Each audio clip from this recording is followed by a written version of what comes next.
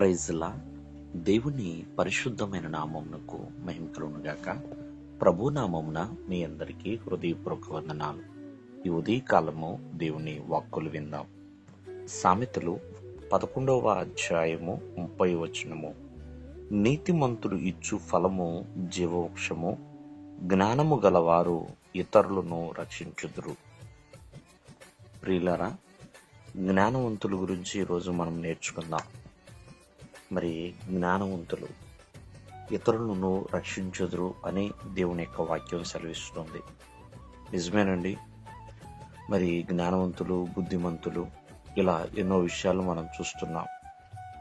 మరి ప్రతి మనిషికి జ్ఞానమును దేవుడు అనుగ్రహించాడు. వారు కలిగి ఉన్న జ్ఞానాన్ని బట్టి వారు అభివృద్ధి చెందుతున్నారు. అంతేకాదు ప్రియమైన వర్లరా, వారు అభివృద్ధి చెందటమే కాదు, వారు రక్షించబడటమే కాదు, ఇతరులను కూడా రక్షించుదురు అని దేవుని యొక్క వాక్యం సెలవిస్తుంది. ఒక మాటలో చెప్పాలంటే, బబులోను సంస్థానంలో దానియేలు ఎంతో శ్రేష్టమైన జ్ఞానాన్ని కలిగి ఉన్నాడండి.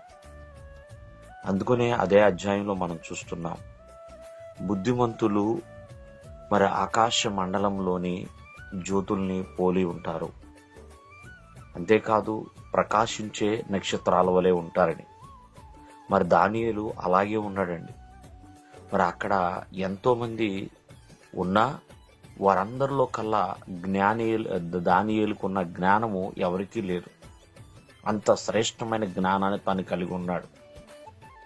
కావున మరి తనకున్న జ్ఞానాన్ని బట్టి ఎంతో మందిని అతను రక్షించాడండి. అటువలే బైబిల్ గ్రంథంలో మనం ఇలా ఎంతో మందిని చూస్తూనే ఉంటాం. జ్ఞానవంతులు మరి ఇతరులను రక్షిస్తున్నారు. మరి వారు ఏ విధంగా రక్షిస్తున్నారంటే, చాలామంది పాపంలో పడి నశించిపోతున్న వారు ఉన్నారు. ఈ లోక బంధకాల్లో పడి పాడైపోతున్న వారు ఎందరో ఉన్నారు. మరి అటువంటి వారిని ప్రియమైన వారులారా ఈ జ్ఞానవంతులు రక్షిస్తూనే ఉంటారు. వారికి ఉన్న జ్ఞానము ప్రియమైన వారులారా ఇతరులను రక్షించే విధముగా ఉంటుందండి. చూడండి, ఆనాడు తూర్పు దేశపు జ్ఞానులు వారికి ఉన్న జ్ఞానాన్ని బట్టి వారు ప్రభు యొద్దకు నడవగలిగారండి.